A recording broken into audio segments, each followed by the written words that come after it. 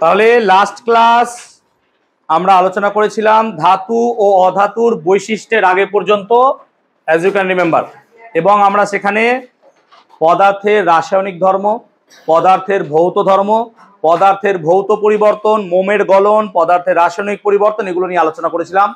আমরা আলোচনা করেছিলাম পদার্থের অবস্থা, যেমন কঠিন, তরল, গ্যাস এবং প্লাজমা নামক একটা স্টেট, ঠিক বলছি তো, পদার্থের চতুর্থ অবস্থা, এগুলো নিয়ে আলোচনা করেছিলাম। আজকে আলোচনা করব আমরা ধাতু ও অধাতু নিয়ে। ধাতু কাদেরকে বলা হয়? না তো যে সমস্ত পদার্থের মধ্যে বিশেষ কতগুলো বৈশিষ্ট্য লক্ষ্য করা যায়, সেই বৈশিষ্ট্যগুলো কি কি হবে তার উপর ডিপেন্ড করে আমরা পদার্থকে দুভাগে ভাগ করব, একটা হচ্ছে ধাতু আর একটা হচ্ছে অধাতু। যেমন যদি আমি ধাতুর মধ্যে বলি, প্লিজ কনসেন্ট্রেট করবো এদিকে, ধাতুর মধ্যে বলি, ধাতুর প্রথম বৈশিষ্ট্য হচ্ছে ধাতুর কাঠিন্য। হ্যাঁ না বলো? ধাতু হচ্ছে কঠিন, কিন্তু অধাতু, আমি কম্পেয়ার করে পড়াচ্ছি, অধাতু এতটা কঠিন নয়।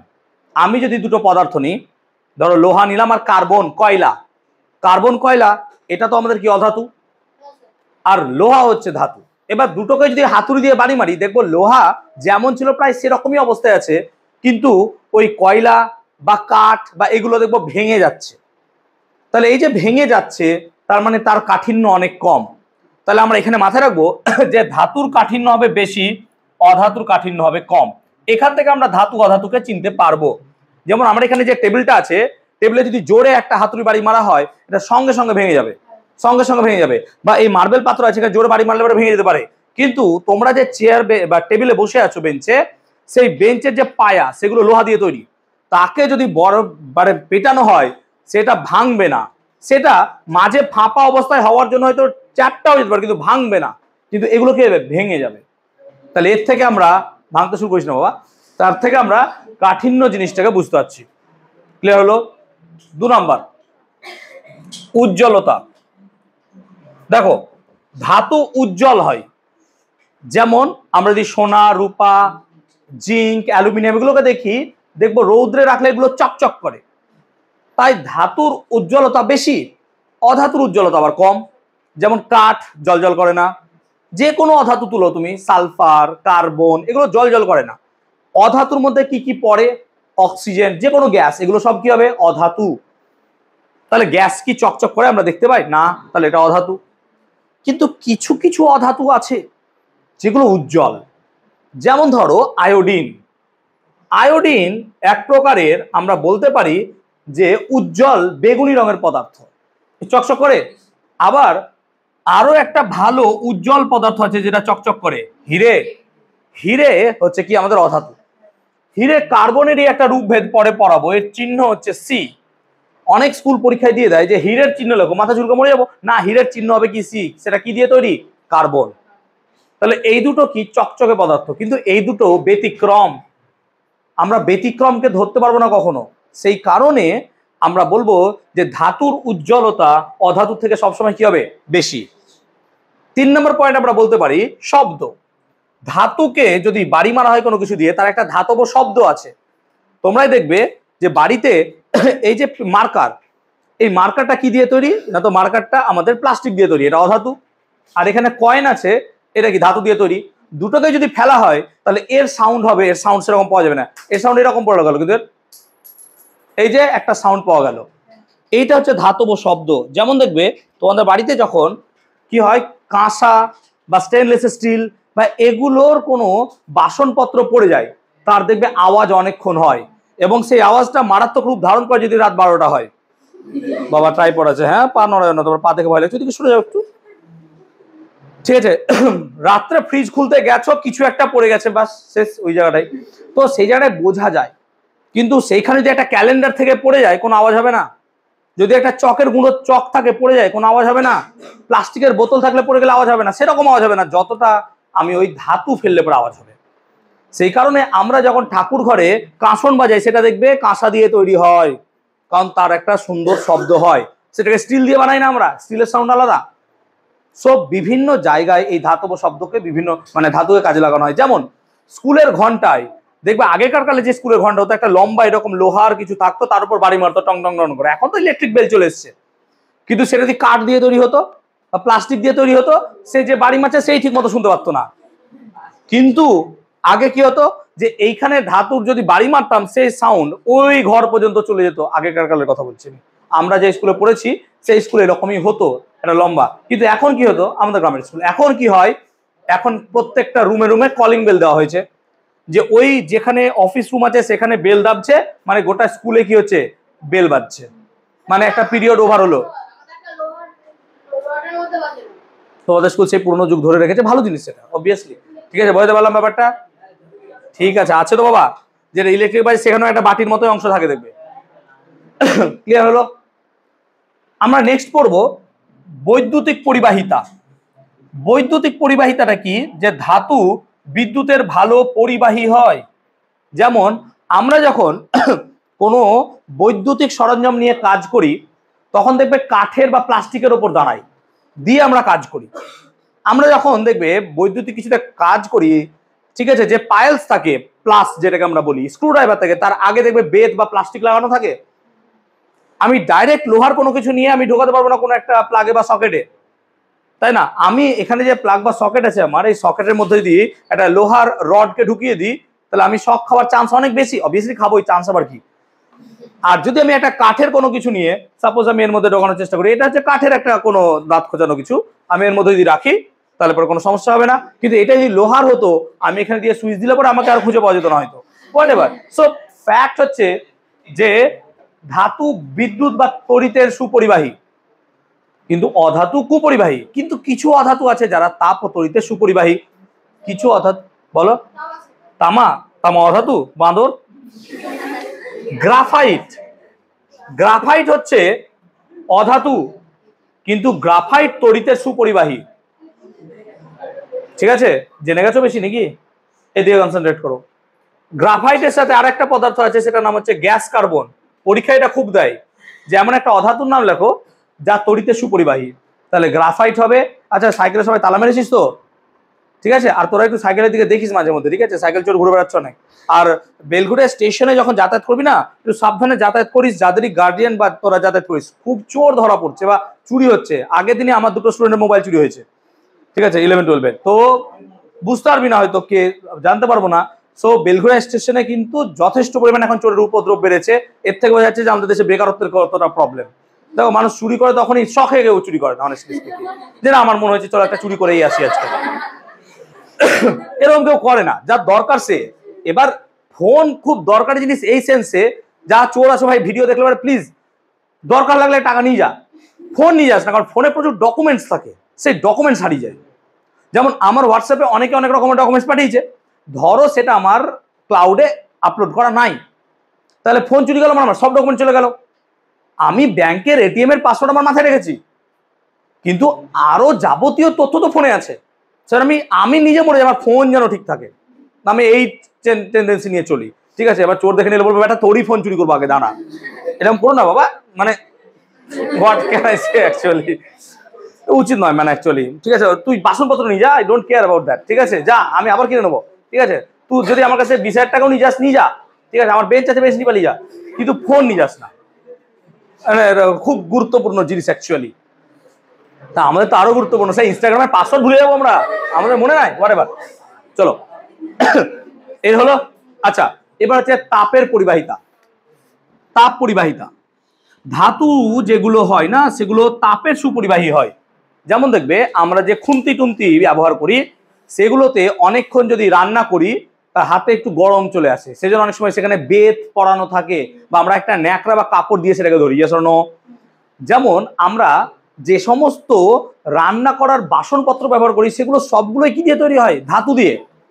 ধাতু দিয়ে তৈরি হয় এই কারণে যে যাতে তাড়াতাড়ি তাপটা আমার খাবারে চলে যায় এবং রান্না হয়। আগেকার কালে আমরা মাটির পাত্র ইউজ করতাম, তাহলে স্যার মাটি তো কুপরিবাহী, হ্যাঁ মাটি কুপরিবাহী, মাটি সুপরিবাহী নয়, কিন্তু তাপ মাটি ভেদ করে যেতে পারে, কিন্তু তাপের পরিমাণ কি হবে? কম। অর্থাৎ মাটির হাঁড়িতে যেটা যত তাড়াতাড়ি জল গরম হবে, একটা অ্যালুমিনিয়াম পাত্রে তার থেকে বেশি তাড়াতাড়ি কি হবে? জল গরম হবে, অবভিয়াসলি হবে, ন্যাচারাল। সেই কারণে ধাতুর তাপ পরিবাহিতা কিন্তু বেশি। এই কারণে আমরা ইউটেন্সিলস যেগুলো আছে রান্না করার বাসনপত্র, সেগুলো আমরা কি তৈরি করি? ধাতু দিয়ে তৈরি করি। এবার এমনও পদার্থ আছে অধাতু যেগুলো তাপ পরিবহন করতে পারতো না, উচিত নয়, কিন্তু তারা পারে। এমন একটা পদার্থের নাম বলতে পারবে যে অধাতু কিন্তু তাপ পরিবহন করতে পারে, খুব ভালো, ইনফ্যাক্ট সবচেয়ে ভালো কে জানো? হিরে। হিরে হিরে সবচেয়ে বেশি পরিমাণে তাপ পরিবহন করতে পারে। এটা ক্লাস 10-এ আমরা পড়বো, এই প্রশ্ন মাধ্যমিকেও আসে যে হিরের তাপ পরিবহন ক্ষমতা রূপো, অ্যালুমিনিয়াম, লোহা এগুলোর থেকে বেশি। তাহলে স্যার হিরে কেন? কারণ এর গঠনটা এরকম। এই জন্য আমাদের ভবিষ্যতে ভাবা হচ্ছে যে মাদারবোর্ড যেটা কম্পিউটারের হয় বা মোবাইলের হয়, তার তলে যদি একটা হিরের লেয়ার দেওয়া থাকে, হিরের লেয়ার দেওয়া থাকলে তাপ পরিবহন করে হিরেটার তাপটাকে সেদিকে ছড়িয়ে দেবে। তারপরে মাদারবোর্ড কি থাকবে? কুল, ঠান্ডা থাকবে। এটা চিন্তা ভাবনা চলছে। কিন্তু হিরের দাম যেহেতু অনেক বেশি, সেই মাদারবোর্ড হয়তো গোটা বিশ্বে কজন কিনতে পারবে তার ঠিক নাই, সে কারণে আমরা পেরে উঠতে পারি না। কিন্তু ভবিষ্যতে হয়তো এটা হতে পারে যে হিরে অনেক সস্তা হয়ে গেল, হতেই তো পারে। আমরা বলি হিরের অনেক দাম, কৃত্রিম ভাবে তো হিরে তৈরি করা যাচ্ছে, হিরের দাম তো কম অবভিয়াসলি। আগে বলা হতো মুক্তোর দাম প্রচুর, কেন? কারণ সমুদ্র থেকেই মুক্ত পাওয়া যেত। এখন তো মুক্ত চাষ করা হচ্ছে, পার্ল কালচার। জাপান টাপানে প্রচুর পরিমাণে মুক্ত চাষ করা হয়, তাহলে এখন মুক্তোর দাম কমে গেছে। তাই কেউ যদি মুক্ত ফেলেও রাখে তাও নেবো না, মুক্তোর দাম তো কম। সোনা ফেলে রাখলে নেবো, কারণ সোনা প্রডিউস করা যায় না, বা কৃত্রিম ভাবে সোনা তৈরি করতে পারবো না। কৃত্রিম ভাবে সোনা তৈরি করতে পারবো না। আমার একটা স্টুডেন্ট আমাকে একবার সোনা তৈরি করার গল্প বলেছিল যে স্যার আমি সোনা তৈরি করতে পারবো। সেই গল্পটা কোনো একদিন বলবো, সে যদি দেখে তাহলে সে বলবে যে, মনে করবে যে স্যার আমাকে এখনো মনে রেখেছে। ঠিক আছে, আমি মনে রাখি। তোমাদের মধ্যে কেউ যদি কোনো কিছু ইনভেনশন করতে পারো আমাকে বলবে। তবে একটা কথা মাথায় রাখবে যে ইনভেন্ট করার আগে এইটুকু ভাববে যে কেউ না কেউ সেই আইডিয়াটা ভেবে রেখেছে অলরেডি। এটা তো ট্রু। এবার যদি কেউ না ভেবে থাকে তবেই তোমারটা ইউনিক, হ্যাঁ না বল। তাই কোনো কিছু ভাবার আগে এটুকু ভাববে যে ছোট বয়স তখন অনেক সময় অনেক রকম ভাবি যে না আমি এটা ভাবছি, আর তো এরকম ভাবে কেউ ভাবে না। না বাবা, পৃথিবীতে তুমি একমাত্র নও, 800 কোটি এরকম লোক বসে আছে, তাদের মধ্যে থেকে 10 লাখ তো ভাবতে পারে সেই জিনিসটা। তা আমরা ভাবতে পারি। আমিও ছোটবেলায় ভাবতাম যে এইটা আমি আবিষ্কার করবো, পরে দেখলাম না, আবিষ্কার হয়ে গেছে। এরকম হয়। তো তোমাদের মধ্যে হবে, নিজেদের মধ্যে দেখবে। এখন তো ইন্টারনেটের যুগ, গুগল টুগল করো যে দেখো সেই আইডিয়া আছে কিনা। তো এখান থেকে তো অবভিয়াসলি হতে পারে। এইভাবেই কিন্তু এক একটা আইডিয়া থেকেই আমরা নতুন কিছু বানাতে পারি। যদি নিউটনও তাই ভাবতো, তাহলে নিউটনও আজকে মহাকর্ষ সূত্র দিতে পারতো না, তাই না? চলো এদিকে আসি। তাহলে এইগুলো হলো ধাতু অধাতুর বৈশিষ্ট্য। আমি কি বোঝাতে পারলাম? তাহলে ধাতু অধাতুর বৈশিষ্ট্যগুলো এখান থেকে পড়ে নেবো, ব্যতিক্রমগুলো পড়বো। আমাদের দেখো খুব ভালো করে দেওয়া আছে নোটসে, বোঝাতে পেরেছি? দেখো পেজ নাম্বার আমাদের নোটসের 46, দেখে নাও একবার। খুব সুন্দর করে দিয়ে রেখেছি দেখো ছোট্টর মধ্যে, ঠিক আছে? এরপর পড়বো অক্সাইড। এইখান থেকে আসল পড়া শুরু হবে। দেখো এইটা অ্যাকচুয়ালি কেমিস্ট্রির পার্ট, ঠিক আছে? অক্সাইড কাকে বলে? না তো কোনো কিছুর সাথে অক্সিজেন যুক্ত হয়ে যে যৌগ গঠন করে তাকে বলবো আমরা অক্সাইড। যেমন ধরো অক্সিজেন বসে আছে, কার্বন এলো তার সাথে যুক্ত হয়ে গেল, কি হয়ে গেল? Carbon die oxide. তাহলে অক্সাইডকে এরকম ভাবে আমরা কতগুলো ভাগে ভাঙতে পারবো, প্লিজ কনসেন্ট্রেট করবো এইদিকে। যেমন ধরো আমি যদি কথা বলি যে যদি একটা অক্সিজেন থাকে, ধরো নাইট্রোজেন আর অক্সিজেন যুক্ত হয়ে তৈরি হলো নাইট্রিক অক্সাইড। ইকুয়েশনটা ভুল, তাই আমি বলছি বোঝানোর উদ্দেশ্যে। কেমন হওয়া উচিত? N2 + O2 মানে হচ্ছে 2NO। মানে অ্যাকচুয়ালি একটা নাইট্রোজেন আর একটা অক্সিজেন মিলে তৈরি কি করেছে? Nitric oxide. তার মানে এই যে নাইট্রিক অক্সাইডে অক্সিজেন কটা আছে? একটা। ভালো করে ভাব। NO, এতে অক্সিজেন কটা আছে? এটাকে বলবো নাইট্রোজেনের মনো অক্সাইড। মনো মানে এক, তাহলে এটাকে বলবো মনো অক্সাইড। ভালো করে বোঝ। আবার দেখ, নাইট্রোজেনের সাথে অক্সিজেন আবার দুরকম ভাবে বিক্রিয়া করে। আবার নাইট্রোজেন অক্সিজেন এইভাবেও থাকতে পারে, NO2। এখানে অক্সিজেন কটা আছে? তাহলে এটাকে বলবো নাইট্রোজেনের ডাই অক্সাইড। ডাই মানে কটা? দুটো। তাহলে দুটো অক্সাইড আছে বলে ডাই। এবার তুই বলবি স্যার NO3, না এটা হয় না। নাইট্রোজেন ট্রাই অক্সাইড এভাবে থাকে না, এটাকে নাইট্রেট আকারে থাকে। নাইট্রেট পরে পড়াবো। এইভাবে নাইট্রোজেন ট্রাই অক্সাইড হিসেবে থাকে না। স্যার কেন হয় না? কেন? প্রকৃতি অ্যালাউ করেনি। আমরা প্রকৃতিতেই তো একটা অংশ, নেচার অ্যালাউ করেনি, হয়নি। তোমরা ভবিষ্যতে পড়বে যে আমাদের ডারউইনের তত্ত্ব, যে প্রকৃতি যা অ্যালাউ করবে সেটাই হবে, প্রকৃতির বাইরে আমরা কিন্তু নয়। তাহলে স্যার আমরা কি 3টে অক্সিজেন পাবো না? পাবো। কি করে পাবো স্যার? না তো SO3 সালফার ট্রাই অক্সাইড এইটা হয়। সেগুলো তুমি দাবি করতে পারো না যে স্যার CO3 হবে না। এটা কার্বনেট, এটা মূলক, এর মাথায় একটা মাইনাস চলে যাবে। সে মূলক পরে পড়াবো আমি কোনো একদিন। তাহলে এরকম ভাবে হবে না, যা ভাববো যে আমি লিখে দেবো হবে না। প্রকৃতি অ্যালাউ করেছে। স্যার তাহলে কি করে জানবো? আমরা তো বিগিনার, আমরা পড়তে পড়তে শিখবো। কারণ কোনো না কোনো সময় যে বিজ্ঞানী প্রথম এটা বানিয়েছিলেন বা আবিষ্কার করেছিলেন তিনিও তো প্রথমেই জেনেছিলেন এটা। তোমাকে শেখানো হয়েছিল এইটাই তুমি তো কোশ্চেন করোনি এটা কেন তুমি তো বলতে পারতে এইটা হবে আমার ক্ষেত্রে, তুমি ভাবোইনি, কোশ্চেনই করোনি যে আমি অকে এইভাবে কেন লিখবো, কারণ তোমাকে শিখিয়েছে যে এইভাবে তুমি এটাকে জানো যে আমাদের প্রকাশ করার মাধ্যমে এটা তাই না। সো এই জন্য আমি বলছি এটা তুমি জানবে, আস্তে আস্তে শিখবে। এর কারণ কেন হয় জানতে গেলে তোমাকে একটু হায়ার লেভেলে যেতে হবে, তার জন্য অনেক তথ্য আছে, এইগুলো না জানলে আমরা পারবো না। সেই কারণে আমাদেরকে কি করতে হবে, অ্যাকচুয়ালি মেমোরি পাওয়ারটাকে স্ট্রং রাখতে হবে। তার জন্য কি, আচ্ছা নাইট্রোজেন ট্রাইঅক্সাইড হয় না, তুমি কোনো এক জায়গায় দেখবে NO3 শুধু নাই, একটা মাইনাস থাকবে, এইটাকে বলবো মূলক, নাইট্রেট মূলক, 7 হয়তো পড়েছো। যেমন ধরো SO4 হয় না, শুধু 2 মাইনাস হয়, এটাকে বলবো সালফেট মূলক। তো শুধুমাত্র তুমি যদি SO4 লিখে দাও তুমি অশিক্ষিত হিসেবে গণ্য করা হবে। এখানে মাইনাস না লিখে তুমি হবে না ওরকম ভাবে বাবা, সব হয় না প্লিজ, সব হয় না। ওকে, বুঝতে পারলাম। আচ্ছা এটাকে বলবো তাহলে ট্রাই অক্সাইড, বুঝতে পারলাম। আচ্ছা তাহলে তুমি বলো যদি 4টে অক্সিজেন থাকে তাহলে কি লিখবো, টেট্রা, কি লিখবো? আচ্ছা 5 থাকলে কি লিখবো? ইয়েস। 6 থাকলে এইভাবে, বুঝতে পারলাম। তাহলে আমরা অত বেশি তো যাবো না, 2-3টে পর্যন্ত পড়বো, ঠিক আছে, ক্লিয়ার হয়ে যাবে পর্যন্ত। তাহলে এই হচ্ছে অক্সাইডের প্রকারভেদ। তাহলে কি বললাম, mono oxide, dioxide, tri oxide, tetra, penta, hexa. তাহলে তোমরা বলো এটাকে কি নাম দেবো? কার্বন ডাই অক্সাইড, ঠিক বলছি তো? তুমি বলো এটাকে কি নাম দেবো? ইয়েস, ফসফরাস কত অক্সাইড? Penta oxide. বলো, বলতে পেরেছি আমি। তাহলে P2O5, তুমি বলতে পারো না যে PO5 হবে না, এরকম ভাবে হয় না, P2O5 হয়। কেন হয় কোনো একদিন বুঝিয়ে দেবো আমি, এখন জাস্ট মেমোরি পাওয়ারটাকে একটু স্ট্রং রাখো যে হ্যাঁ এরকম হয় স্যার, ঠিক আছে। সেগুলো তুমি এরকম বলতে পারো না যে এটা হয় তাহলে C2O5 হয় স্যার, আরে বাবা হয় না, এরকম ভাবে নেচার অ্যালাউ করেনি।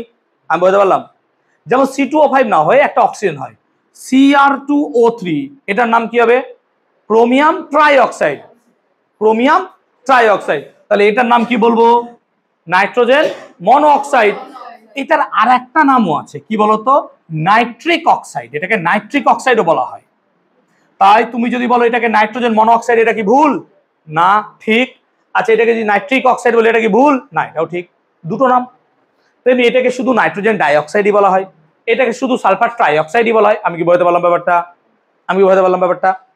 তাহলে এই হলো মোটামুটি আমাদের অক্সাইড। এখানে অক্সাইডের ক্ষেত্রে দেখো এই যে NNS এগুলো অধাতু নাকি? তাহলে অধাতু কোনগুলো? গ্যাস একটা অধাতু, গ্যাসের মধ্যে কি পড়ে? নাইট্রোজেন, অক্সিজেন, আর কি পড়ে? হাইড্রোজেন, এগুলো সব অধাতু। আচ্ছা অধাতু গ্যাস হলেও অধাতু কি কঠিন হতে পারে স্যার? হ্যাঁ, যেমন ধরো সালফার, এটা কঠিন পদার্থ, অধাতু, হ্যাঁ না বলো? অধাতু কঠিন পদার্থ, তাহলে অধাতু হলো কঠিন পদার্থ, অধাতু হলো গ্যাস। আচ্ছা অধাতু কি তরল পদার্থ হতে পারে? হ্যাঁ স্যার হতে পারে, ব্রোমিন একটা অধাতু, কিন্তু সেটা কেমন? তরল। আমি বুঝতে পারলাম ব্যাপারটা। তাহলে অধাতুর মধ্যে কি কঠিন পাওয়া গেল, অধাতুর মধ্যে কি তরল পাওয়া গেল, অধাতুর মধ্যে কি গ্যাস পাওয়া গেল? চলে আসি ধাতুর মধ্যে কঠিন, আরে সব ধাতুই তো স্যার কঠিন। ধাতুর মধ্যে কি তরল পাওয়া যায়? তরল ধাতুর নাম কি বলতো? পারদ, প্রত্যেকে জানো। তাহলে ধাতু কঠিন পাওয়া গেল, ধাতু তরলও পাওয়া যায়। ধাতুকে কি গ্যাস আকারে পাওয়া যায়? না, ধাতুকে তুমি গ্যাস আকারে ন্যাচারালি পাবে না, তাকে তোমাকে কি করতে হবে? উত্তপ্ত করতে হবে, যেমন সূর্যের ভেতরে, হ্যাঁ না বলো? ধাতুগুলো, হ্যাঁ, ধাতুগুলো বাষ্প, যেমন পারদ বাষ্প। তুমি নর্মালি পারদ বাষ্প পাবে না, ওকে চাপ কমাতে হবে বা ওকে উত্তপ্ত করতে হবে, তবেই পারদ বাষ্প পাবে। কোনো একটা পাত্র নিয়ে পারদকে ফোটাতে হবে, তবে সেখান থেকে কি পাবো? পারদ বাষ্প। ন্যাচারালি পারদ বাষ্প পাওয়া যাবে না। আমি বুঝতে পারলাম ব্যাপারটা, ন্যাচারালি হয় না, এরকম ভাবে পাওয়া যায় না। তাহলে আমরা মোটামুটি ধাতুকে কঠিন তরল অবস্থায় পাওয়া যায়। আমি কি পুরো কনসেপ্টটাকে ক্লিয়ার করতে পেরেছি? এখন অক্সাইডের প্রকৃতি কার সাথে মিশছে এই অনুযায়ী অক্সাইডকে অনেক রকম ভাগে ভাগ করা যায়। একটু আগে আমরা রিডিং করলাম টেক্সট বইটা, কি পড়লাম? যেমন ধরো আম্লিক অক্সাইড, ক্ষারকীয় অক্সাইড, প্রশম অক্সাইড, উভধর্মী অক্সাইড, এরকম কতগুলো অক্সাইড পড়লাম। তাহলে আমরা সেগুলো একটু পড়বো। প্রথমেই পড়বো আম্লিক অক্সাইড। দেখো তো আমাদের নোটসে কি আছে, আম্লিক না ক্ষারীয়? প্রথম অক্সাইডটা কি আছে? আম্লিক অক্সাইড। অ্যাসিডিক অক্সাইড দেখো পেজ নাম্বার 47 নিচে আছে। আম্লিক অক্সাইড কাকে বলে? যে সমস্ত অক্সাইড, ভালো করে শোন, লিখছি না আমি, নোটসে আছে, যে সমস্ত অক্সাইড অধাতুর সাথে বিক্রিয়া করে অধাতব অক্সাইড উৎপন্ন করে। তাহলে আম্লিক অক্সাইড কেমন হবে? অধাতব। হ্যাঁ না না বল। তাহলে আম্লিক অক্সাইড কেমন অক্সাইড? অধাতব অক্সাইড। আচ্ছা অধাতব কোনগুলো? এটা কি অধাতব অক্সাইড? এটা কি অধাতব অক্সাইড? এটা কি অধাতব অক্সাইড? তাহলে এগুলো সব হবে আম্লিক অক্সাইড। তাহলে অধাতব অক্সাইড, যে সমস্ত অক্সাইড অধাতুর সাথে তৈরি হয়েছে তাদেরকে কি বলবো? আম্লিক অক্সাইড। তাছাড়াও এই অধাতব অক্সাইডগুলো যখন জলের সাথে বিক্রিয়া করে না তখন তৈরি করে অ্যাসিড, বলেই এদেরকে কি বলা হলো? আম্লিক বা অ্যাসিডিক অক্সাইড। বুঝতে পারলাম ব্যাপারটা? তাহলে এই অধাতব অক্সাইডগুলো জলের সঙ্গে বিক্রিয়া করে কি তৈরি করে? অ্যাসিড, বলে এদেরকে কি নাম দেওয়া হলো? অ্যাসিডিক অক্সাইড বা আম্লিক অক্সাইড। আমি কি বুঝতে পারলাম ব্যাপারটা? উদাহরণ দিচ্ছি, যেমন ধরো SO3 সালফার ট্রাই অক্সাইড, এটা কি একটা আম্লিক অক্সাইড? সালফারটা কি অধাতু? অধাতু অক্সাইডের সাথে বিক্রিয়া করে কি তৈরি করেছে? অধাতব অক্সাইড। এবার এই অধাতব অক্সাইডটা যদি জলের সাথে বিক্রিয়া করে অ্যাসিড তৈরি করে তখন তাকে কি বলবো? আম্লিক অক্সাইড। তাহলে SO3 এর সাথে তুমি H2O এর বিক্রিয়া করো, বলো বোঝাতে পারছি আমি? SO3 একটা অধাতব অক্সাইড, ভালো করে বোঝো। SO3 একটা কি অক্সাইড? অধাতব অক্সাইড। আর H2O কি? জল। আমি কি বললাম? অধাতব অক্সাইড আর জল মিলে কি তৈরি করে? অ্যাসিড।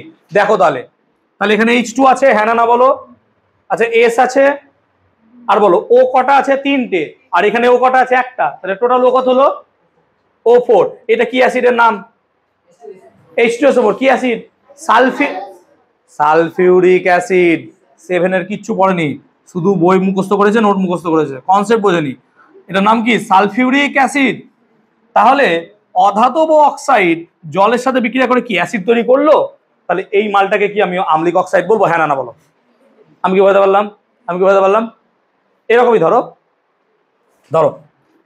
SO2, তাকাও, SO2 জলের সাথে বিক্রিয়া করে একটা অ্যাসিড তৈরি করে H2SO3। 7 এর জিনিস, বলো এটার নাম কি জানো? কি? Sulphurous acid. যেহেতু 2.1 পড়া হয়ে গেছে বলে বলতে পারলো। H2SO3 7 এ পড়েছো? এটার নাম সালফিউরাস। এটার নাম কি বললাম? এটা কি ছিল? সালফিউরিক। 4টে আছে রিক, 3টে আছে রাস, সালফিউরাস অ্যাসিড। তাহলে এটা কি একটা আম্লিক অক্সাইড হবে? হ্যাঁ না না বলো? তেমনি নাইট্রোজেন ডাই অক্সাইড জলের সাথে বিক্রিয়া করে তোমার তৈরি করে নাইট্রিক অ্যাসিড। ঠিক আছে? তাই দেখো HNO3 আর তার সাথে তৈরি করে NO। তাহলে এখানে তুমি এক কাজ করো, 2 দিয়ে দাও। 2 2 4 1 5 3 HNO3, নাইট্রোজেন দুটো, 3 আর 1 4, 2 আর 1 3। তাহলে আমাকে HNO2 দিতে হবে, HNO2 তৈরি করতে হবে। তাহলে কত হলো? 3 আর 2 5। হ্যাঁ ঠিক আছে, এইভাবে। তাহলে দেখো, তুমি দেখো এদিকে দেখাও, নাইট্রোজেন ডাইঅক্সাইড জলের সাথে বিক্রিয়া করে কি নাইট্রিক অ্যাসিড তৈরি করলো? তাহলে এটা কি হবে? আম্লিক অক্সাইড। তাহলে যে সমস্ত অক্সাইড কেমন অক্সাইড হবে? অধাতব, কিন্তু তারা জলের সাথে বিক্রিয়া করে কি তৈরি করবে? তাদেরকে কি বলবো? আম্লিক অক্সাইড। এই হচ্ছে আমাদের আম্লিক অক্সাইড। আমি কি বোঝাতে পারলাম জিনিসটা? আম্লিক অক্সাইডের বৈশিষ্ট্য যা যা পড়ালাম তার মধ্যেই লেখা আছে। প্রথম বৈশিষ্ট্য দেখো লেখা আছে, আম্লিক অক্সাইড অক্সিজেন অধাতুর সাথে বিক্রিয়া করবে। হ্যাঁ না না বলো? এরা জলে বিক্রিয়া করে কি তৈরি করবে? অ্যাসিড তৈরি করবে। হ্যাঁ না না বলো? দেখো এদের মধ্যে যদি নীল লিটমাস ডোবাই কি রং হবে? লাল। ভেবে বলছো তো? কারণ অ্যাসিড করে লাল, তাই বুঝিয়েছি একটু আগে। তাহলে এই অ্যাসিড যেহেতু, সেজন্য এই কি করে তৈরি করবে? লাল। আমি কি বলতে পারলাম? বলো আম্লিক অক্সাইড নিয়ে কার ডাউট আছে? বলো আম্লিক অক্সাইড নিয়ে কার ডাউট আছে? বলো। নেই। এরপরে দেখো কয়েকটি উদাহরণ দেওয়া আছে, যেমন ধরো C+O2 CO2। দেখো CO2 জলের সাথে বিক্রিয়া করে কি তৈরি করছে? Carbonic acid. হ্যাঁ না না বলো? দাগ দিয়ে নিও ওগুলো। আবার দেখো CO2 একটা আম্লিক অ্যাসিড, তোমরা ক্লাস 7-এ পড়েছো। অ্যাসিড ক্ষারের সাথে বিক্রিয়া করে কি তৈরি করে? লবণ আর জল। তাহলে CO2 দেখো NaOH এর সাথে বিক্রিয়া করে সোডিয়াম কার্বনেট আর লবণ তৈরি করেছে। হ্যাঁ না বলো? তাহলে যেহেতু এটা আম্লিক অক্সাইড, তাই সে ক্ষারের সঙ্গে বিক্রিয়া করে কি তৈরি করেছে? লবণ। আমি কি বোঝাতে পারলাম ব্যাপারটা? নিচে দেখো সালফার ডাইঅক্সাইড দেওয়া আছে, এখনই বোঝালাম সালফার ডাইঅক্সাইড, ঠিক আছে। এরপর নিচের যে পয়েন্ট আছে সিলিকন, সেটা একটু ভালো করে দেখবো। বলছে সিলিকন একটা ধাতুকল্প। ধাতুকল্প কাকে বলে? যার মধ্যে ধাতু অধাতু উভয়ের কি থাকে বৈশিষ্ট্য, তাকে ধাতুকল্প বলি আমরা। তাহলে সিলিকন একটা ধাতুকল্প। এই সিলিকন ডাইঅক্সাইড, যেটাকে আমরা সিলিকা বলি, SiO2, সিলিকা সোডিয়াম হাইড্রোক্সাইড ক্ষারের সাথে বিক্রিয়া করে লবণ ও জল উৎপন্ন করে। বিক্রিয়াটা দেখো, SiO2, প্লিজ কথা নয়, SiO2 প্লাস 2NaOH, এখান থেকে হয় Na2SiO3 প্লাস H2O, দুয়ে রাখতে বিক্রিয়া, ঠিক আছে? দেখে নাও একবার। এই যে সিলিকা, এটা সিলিকন ডাইঅক্সাইড, হ্যাঁ না বলো। আর এটা কি? ক্ষার। এখনই দেখলাম আম্লিক অক্সাইড ক্ষারের সাথে বিক্রিয়া করে কি তৈরি করছে? লবণ, হ্যাঁ না বলো। এটার নাম হচ্ছে সোডিয়াম সিলিকেট, দেখো আমার নোটসে দেওয়া আছে। এই সোডিয়াম সিলিকেট কি একটা লবণ? লবণ, লবণটা কি করে পেলাম? সিলিকন ডাইঅক্সাইডের সাথে ক্ষারের বিক্রিয়ায়। তাহলে অ্যাসিডের সাথে ক্ষারের বিক্রিয়া তবেই তো লবণ তৈরি হয়, হ্যাঁ না বলো। তাহলে সিলিকন ডাইঅক্সাইডটাকে কি আমরা আম্লিক অক্সাইড বলবো, হ্যাঁ না বলো? বলো বোঝাতে পেরেছি কিনা আমি? সিলিকন ডাইঅক্সাইডটাকে আম্লিক অক্সাইড বলতে পারবো আমরা। সো এক্ষেত্রে দেখো সিলিকন ডাইঅক্সাইড একটি আম্লিক অক্সাইড। যদি কোশ্চেন করে ঘুরিয়ে যে কিভাবে জানবে যে সিলিকন ডাইঅক্সাইড একটা আম্লিক অক্সাইড, তাহলে এর সাথে স্যার ক্ষারের বিক্রিয়া কি তৈরি করছে? লবণ জল। আমরা জানি আম্লিক লবণ ক্ষারের সাথে বিক্রিয়া কি তৈরি করে? লবণ আর জল। আমি কি বোঝাতে পারলাম ব্যাপারটা? ক্লিয়ার? এবার দেখো বলছে আমরা পড়লাম যে আম্লিক অক্সাইড মানে অধাতব অক্সাইড, হ্যাঁ না বলো। কিন্তু এমন অনেক ধাতু আছে যারা অক্সিজেনের সাথে বিক্রিয়াতেও আম্লিক অক্সাইড তৈরি করে, এগুলো হচ্ছে ব্যতিক্রম। তার নিচে দেওয়া আছে, যেমন ধরো আমি এখানে বলছি পারম্যাঙ্গানিক অ্যাসিড HMnO4, যেমন ধরো ডাইক্রোমিক অ্যাসিড H2Cr2O7। এই রকম অ্যাসিড তৈরি হচ্ছে কার উপস্থিতিতে? ধাতুর উপস্থিতিতে। দেখো এখানে ধাতু কি কি আছে? Mn, manganese. ম্যাঙ্গানিজ কি একটা ধাতু? তাহলে এক্ষেত্রে ক্রোমিয়াম ট্রাই অক্সাইড, যেটা নাম দেওয়া আছে CrO3, আর ম্যাঙ্গানিজ হেপ্টা অক্সাইড Mn2O7। এখানে অক্সিজেন কটা আছে রে? তো 6টাকে হেক্সা বলেছিলাম, 7 নম্বরকে কি বলবো? হেপ্টা। হেপ্টা, তাই এটাকে বলবো ম্যাঙ্গানিজ হেপ্টক্সাইড। কি বলবো? ম্যাঙ্গানিজ। তেমনি Cr2O3, এটাকে বলবো ক্রোমিয়াম ট্রাই অক্সাইড। এই দুটো কি অধাতু না ধাতু দিয়ে তৈরি? ম্যাঙ্গানিজ ধাতু না অধাতু? ধাতু। তেমনি ক্রোমিয়াম ধাতু না অধাতু? ধাতু। এরা কি ধাতব অক্সাইড? এরা কি ধাতব অক্সাইড? কিন্তু এরা সব হচ্ছে আম্লিক অক্সাইড।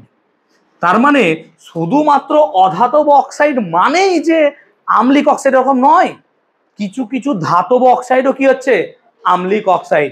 যেমন ধরো ক্রোমিয়াম অক্সাইড এবং ম্যাঙ্গানিজ হেপ্টক্সাইড, এগুলো হচ্ছে কি ধাতু, ধাতব অক্সাইড, কিন্তু এরা কি আম্লিক অক্সাইড। আমি কি কনসেপ্টটা বোঝাতে পেরেছি? আমি কি কনসেপ্টটা বোঝাতে পেরেছি? চলো এরপর পড়বো আমরা ক্ষারীয় অক্সাইড। কথা বলো না, হ্যাঁ, আমি ডিস্টার্ব ফিল করছি। যদি ক্লাস ভালো না লাগে বাড়ি চলে যাও, আমি বলছি। আমি দ্বিতীয়বার বলবো না। চোখে চোখে একে অপরের দেখে কোনো লাভ নাই, শুভ দৃষ্টি চলছে না। আমরা পড়বো ক্ষারীয় অক্সাইড। ক্ষারীয় অক্সাইড কি হবে? তাহলে তুমি বলো, আম্লিক অক্সাইড যদি অধাতব অক্সাইড হয়, ক্ষারীয় অক্সাইড কি হবে? তাহলে এটা নিশ্চয়ই ধাতব অক্সাইড। তাহলে ধাতব অক্সাইড জলের সাথে বিক্রিয়া করে আগে কি তৈরি করছিল? অ্যাসিড। এবার কি তৈরি করবে? আমি কি বোঝাতে পারলাম ব্যাপারটা? বলে এটাকে কি বলবো? ক্ষারীয় অক্সাইড। আমি কি বোঝাতে পারলাম? ক্ষারীয় অক্সাইড ধাতব অক্সাইড হবে, ধাতব অক্সাইড। ধাতব অক্সাইডের নাম কি? যেমন ধরো ক্যালসিয়াম অক্সাইড, এটা কি ধাতব অক্সাইড? কি করে বুঝলাম? ক্যালসিয়াম কি একটা ধাতু, হ্যাঁ না বলো। তাহলে ধাতুর সাথে অক্সিজেন বিক্রিয়া করে কি তৈরি করেছে? ধাতব অক্সাইড। এবার এই ধাতব অক্সাইডের সাথে যদি জল বিক্রিয়া করানো হয়, তাহলে কি তৈরি হয়? ধাতব হাইড্রোক্সাইড, ক্যালসিয়াম হাইড্রোক্সাইড। তাহলে এইটা হচ্ছে ক্ষার। এটা কি? ক্ষার। তাহলে এইটাকে কি বলবো? ক্ষারীয় অক্সাইড, হ্যাঁ না বলো। সেই রকমই তুমি একটা নাম পেয়েছো ম্যাগনেসিয়াম অক্সাইড, একটু আগে পড়ছিলাম নাকি? এটা কি একটা ধাতব অক্সাইড? ম্যাগনেসিয়াম একটা ধাতু, ধাতুর সাথে অক্সিজেন বিক্রিয়া করে কি তৈরি করে? Magnesium oxide. ম্যাগনেসিয়াম অক্সাইড জলের সাথে বিক্রিয়া করে তৈরি করে ম্যাগনেসিয়াম হাইড্রোক্সাইড। এটা কি ক্ষার? এই ক্ষার কি করে বুঝবো? এখানে যদি আমরা লাল লিটমাস দিই সেটা কি রং হবে? নীল।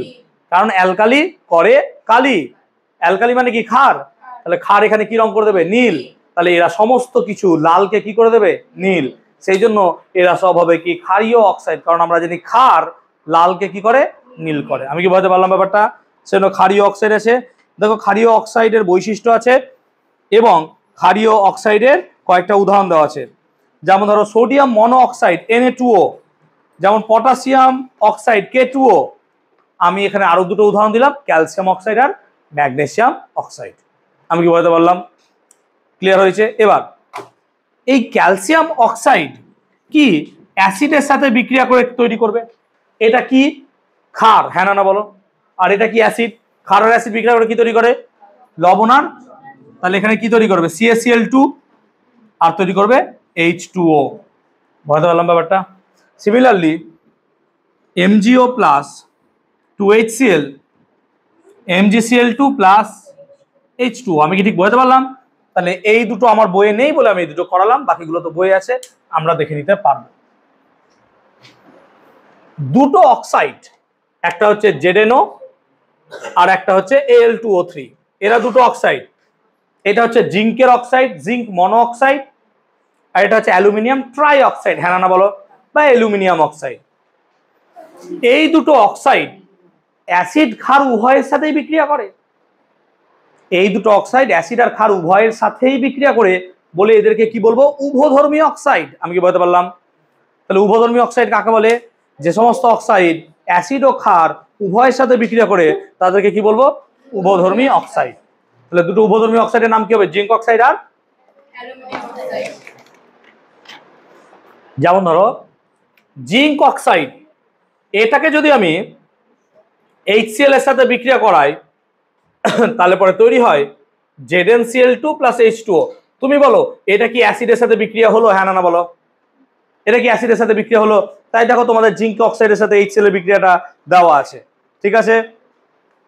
এবার আমরা যদি জিঙ্ক অক্সাইডকে ক্ষারের সাথে বিক্রিয়া করানো হয় তাহলে কি তৈরি হয়? সোডিয়াম জিঙ্কের দেখাই আছে, আর কি তৈরি হয়? জল। তুই দেখ জিঙ্ক অক্সাইড অ্যাসিডের সাথেও বিক্রিয়া করলো, আর কার সাথে বিক্রিয়া করলো? ক্ষারের সাথেও বিক্রিয়া করলো। তাহলে অ্যাসিড ক্ষার উভয়ের সাথে বিক্রিয়া করছে বলে এটাকে কি বলছি? তাহলে নিচের বিক্রিয়াটা কি আমরা পারবো? অ্যালুমিনিয়ামের বিক্রিয়া। বুঝতে পেরেছি ব্যাপারটা? দেখো অ্যালুমিনিয়ামের বিক্রিয়া দেওয়া আছে, তা আমি আর বলছি না, আমাদের নোটস একটু ফলো করো, দেখে নাও একবার। অ্যালুমিনিয়ামের সাথে আমার কার বিক্রিয়া? HCl এর বিক্রিয়া। তাহলে তৈরি হয় 2AlCl3, মানে 6HCl দিয়ে হবে প্লাস 3H2O। আবার অ্যালুমিনিয়াম অক্সাইড দেখো সোডিয়াম হাইড্রোক্সাইডের সাথে বিক্রিয়া করে সোডিয়াম অ্যালুমিনেট তৈরি করছে। দেখে নাও একবার নোটসটা, সোডিয়াম অ্যালুমিনেট Na2AlO2। তাহলে সোডিয়াম অ্যালুমিনেট তৈরি করছে। বুঝতে পেরেছি ব্যাপারটা? তাহলে এইগুলো হচ্ছে আমাদের আম্লিক অক্সাইড, ক্ষারীয় অক্সাইড। বলো পরপর বোঝাতে পারছি আমি পুরো স্টেপ ওয়াইজ? আমাদের টেক্সট বই কি এগুলো এত ডিটেল আছে? বলো এত ডিটেল নাই। তাহলে প্রত্যেকটা নোটস আমাকে এখানে পড়তে হবে। নোটসগুলো কিন্তু খুব ইম্পর্টেন্ট যদি শিখতে চাও, যদি শিখতে চাও। আর না শিখতে চাইলে তো কোনো ব্যাপারই না, ভেরি গুড জিনিস। চলো পড়াশোনা বাদ দিয়ে দাও। ওকে, এরপর পড়বো প্রশম অক্সাইড। প্রশম অক্সাইড কাকে বলে? যে সমস্ত অক্সাইড অ্যাসিড ক্ষার কারোর সাথে বিক্রিয়া করে না তাদেরকে বলবো প্রশম অক্সাইড। উদাহরণ দিয়েছি দেখো, carbon monoxide, nitric oxide, nitrous oxide, জল। তাহলে এগুলো হচ্ছে প্রশম অক্সাইড। তার মানে নাইট্রোজেন এরা কি অধাতব অক্সাইড? হ্যাঁ না বলো? নাইট্রিক অক্সাইডটা কি অধাতব অক্সাইড? কেন? নাইট্রোজেন কি একটা অধাতু? তাহলে অধাতু অক্সিজেনের সাথে বিক্রিয়া করে কি অধাতব অক্সাইড তৈরি করছে? কিন্তু দেখো এখানে অধাতব অক্সাইড হওয়া উচিত ছিল কি অক্সাইড? আম্লিক অক্সাইড। কিন্তু এটা কি অক্সাইড? প্রশম অক্সাইড। আমি কি বলতে পারলাম?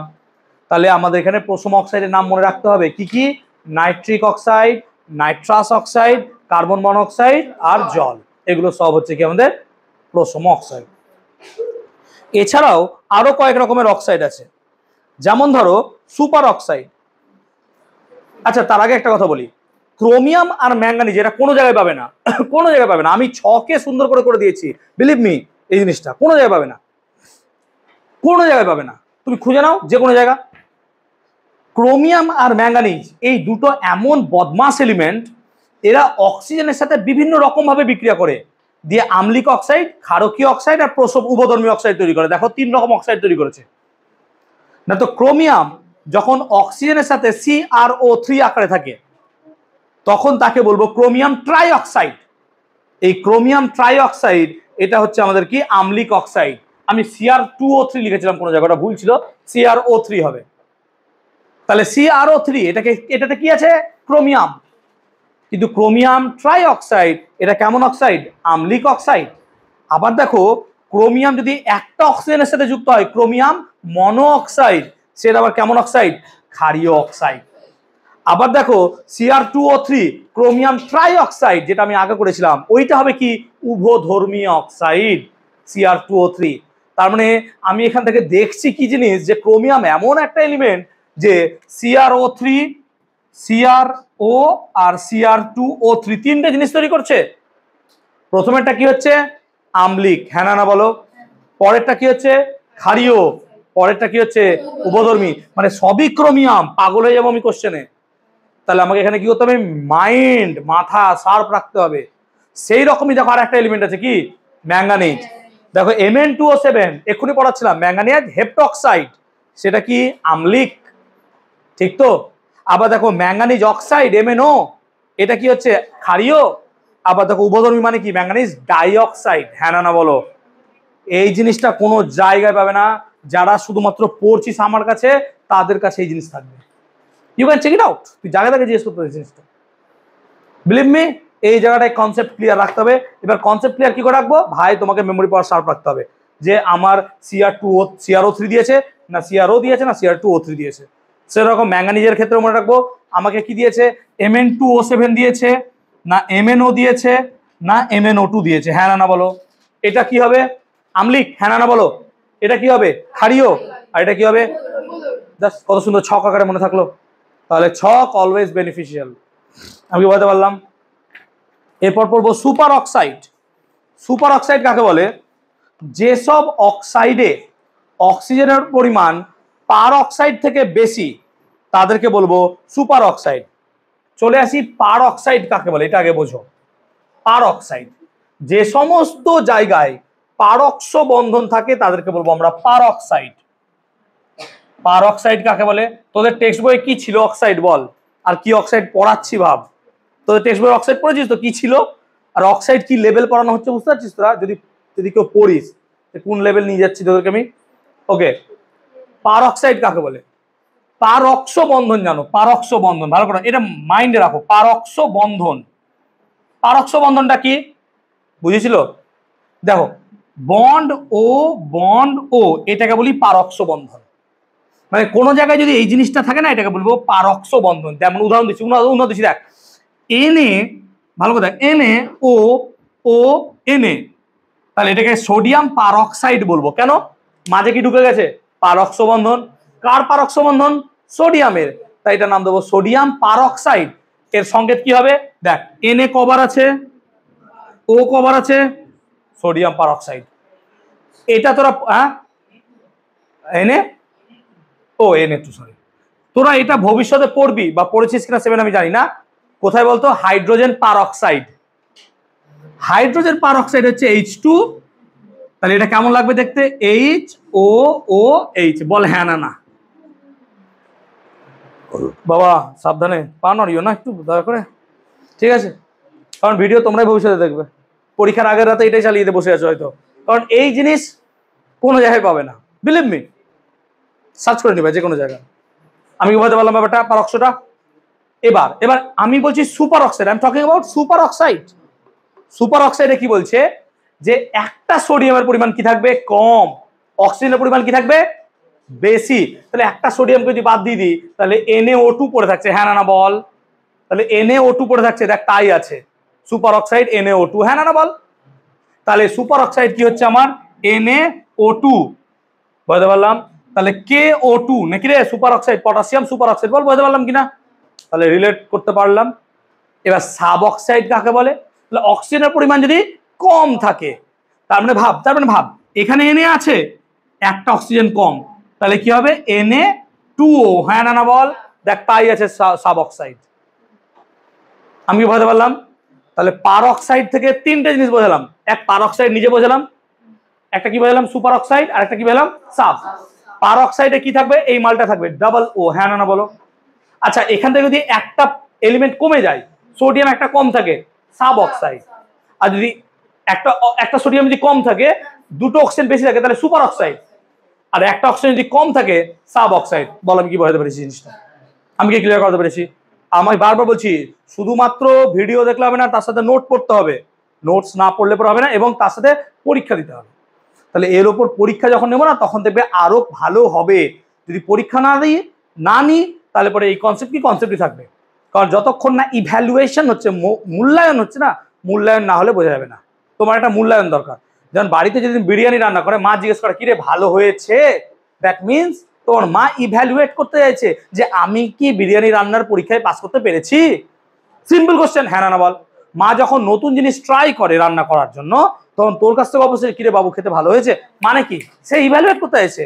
তেমনি মাও তো তোকে জিজ্ঞেস করে কি বাবু আজকে বুঝেছিস, আচ্ছা বলতো এটা কি, মানে কি তোকে ইভ্যালুয়েট করতে চাইছে। আমরা জীবনের প্রত্যেক জায়গায় ইভ্যালুয়েশন নিয়ে আসি। তো পড়ার ক্ষেত্রে কেন ইভ্যালুয়েশন আনবো না ভাই? পড়ার ক্ষেত্রে পরীক্ষা নিয়ে আসবো, তার জন্য আমি খারাপ হয়ে যাই খুব, না স্যার আপনি এত বেশি বাড়াবাড়ি করেন। আমি কি বুঝতে পারলাম ব্যাপারটা? এরপর হচ্ছে মিশ্র অক্সাইড। কিরে আর কত অক্সাইড করবো? ক্লিয়ার হয়েছে? কিন্তু এগুলো বিশ্বাস কর, হয়তো আমি নর্মাল স্কুলকে অপমান করছি না, মিশন এগুলো প্রত্যেকটা পরীক্ষা এসছে, সেজন্য তো আমার নোটসে দেওয়া, মিশনে এসছে এগুলো সব।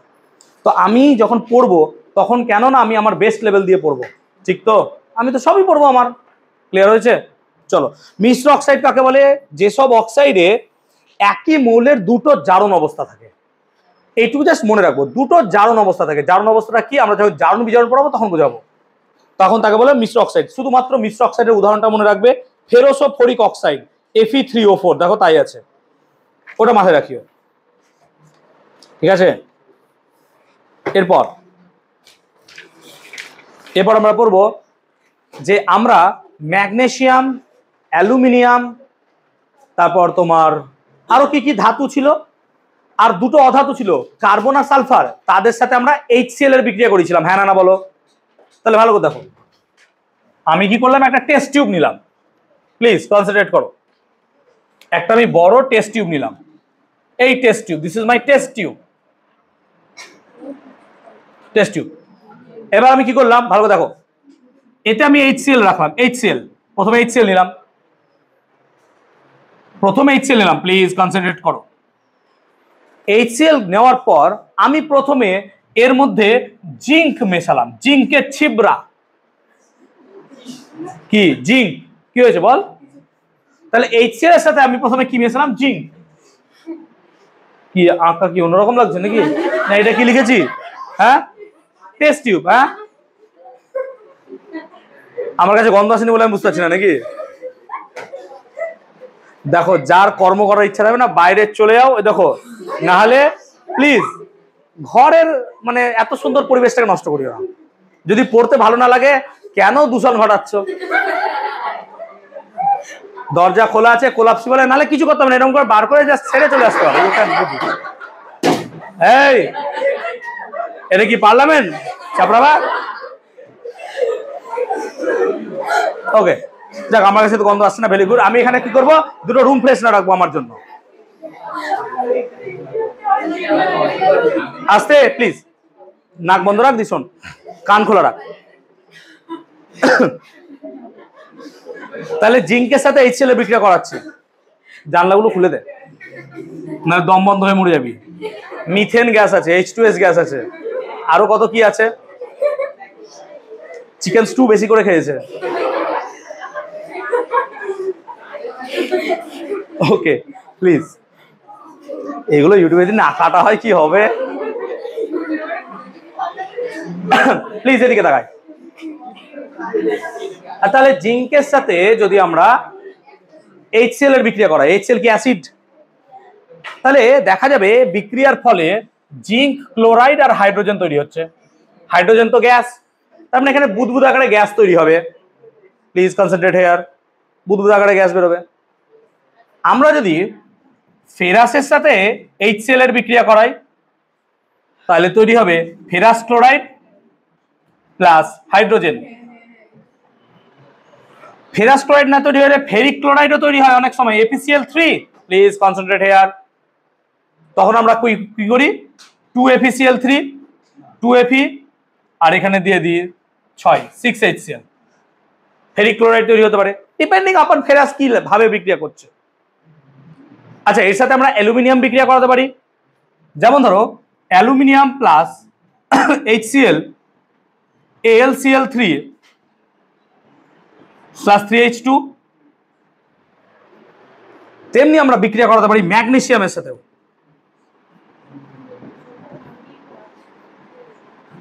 দেখো প্রত্যেক ক্ষেত্রে একটা কমন গ্যাস আছে, কি গ্যাস তৈরি হচ্ছে?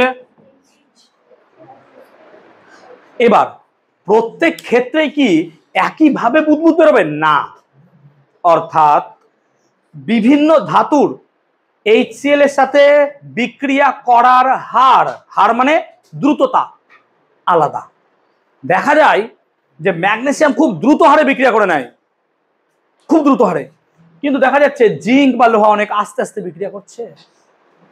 আবার এদের মাঝামাঝি জায়গায় অ্যালুমিনিয়াম বিক্রিয়া করছে। তার মানে আমরা বুঝতে পারছি যে এদের প্রত্যেকের বিক্রিয়া করার হার আলাদা।